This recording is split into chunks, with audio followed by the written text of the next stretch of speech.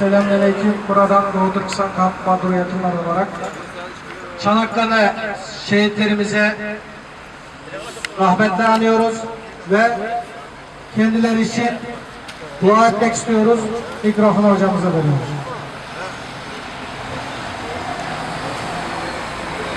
Allahümme amin. Bismillahirrahmanirrahim. Elhamdülillahi Rabbil alemin. Errahmanirrahim. Maliki yevmiddin. İyyâke na'budu ve iyyâke nesta'in.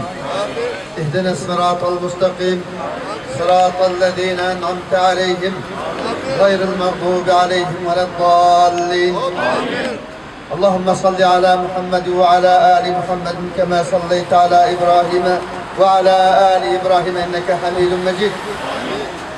Allahümme barik ala Muhammed ve ala ali Muhammed kema barekte ala İbrahim ve ala ali İbrahim inneke hamidun mecid.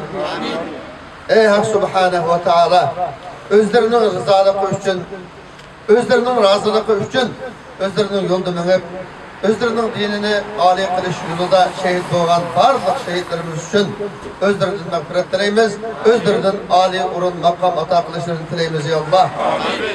Çanakkale uruşunun ibaret hayat mamatlık güreşte şehit doğan Şarkı Türkistan'dan her sefirge menip Türkiye'ye kelgende her faaliyeti bilen bu yerdeki Müslüman ve gayrimüslim oturusundaki İslam'ın izzetini qoğdaştan ibaret cihat koşuluşunun ki kayısının abzal ikenligi hakkında izlenip meseleleşkenden kin bu cihatla katlaşını tanlap, cihatla katlaşıp şehit doğan, Uygur şehitlerini öz içine ağan, barlık Çanakkale'de şehit doğan barlık şehitlerimiz için cennet-ül firdevs dileyimiz ya Allah.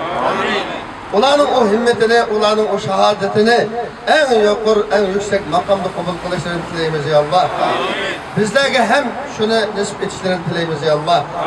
Çanakkale'deki okşaş, Şarkı Türkistan'daki ve başka yerlerdeki halkalık uruşlarda, cihatlarda, inkılaplarda şehit olan barlık şehitlerimiz için özlerinden ecir dileyimiz ya Allah. Özlerinin razılıklarını dileyimiz ya Allah. Çanakkale uruşundaki barlık şehitlerimizdeki aile tavabatlarına sabır ata kılışlarını ve ulanın aile tavabatlarından şulanın izimiz bağlıgan gururluk, vicdanlık, imanlık, cesaretlik evlatlarını çıkarıp kılışlarını dileyimiz ya Allah. Şula koğuşa şehitlerin izlerinin üçüp gitmeskin dileyimiz ya Allah. Ulanın tarihini, tarih seyiplerinde takımı yarkın şekilde davamlaştırıp kılışlarını dileyimiz ya Allah.